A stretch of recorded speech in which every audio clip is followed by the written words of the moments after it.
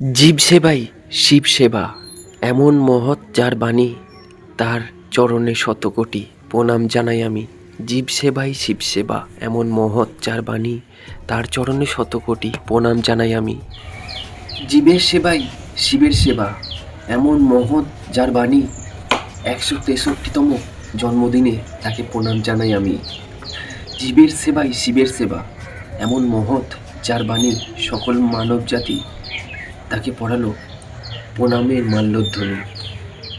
তিনি সকলের, তিনি সকল জ্ঞানী, তিনি সকলের গুণী, তিনি স্বামী বিবেকানন্দ। সকল মানব জাতির আলোর আধার তিনি হলেন স্বামী বিবেকানন্দ।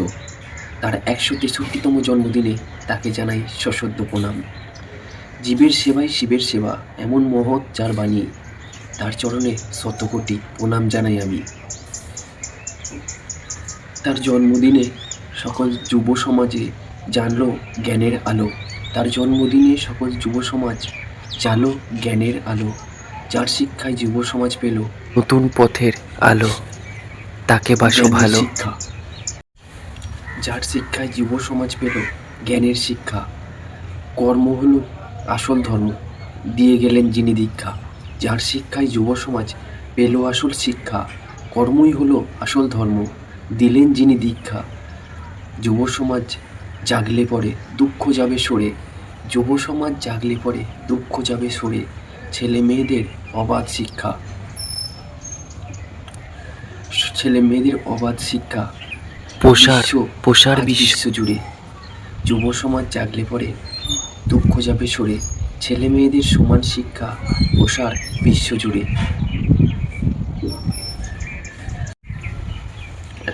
তার কথা তার বাণী আজও আছে মনে।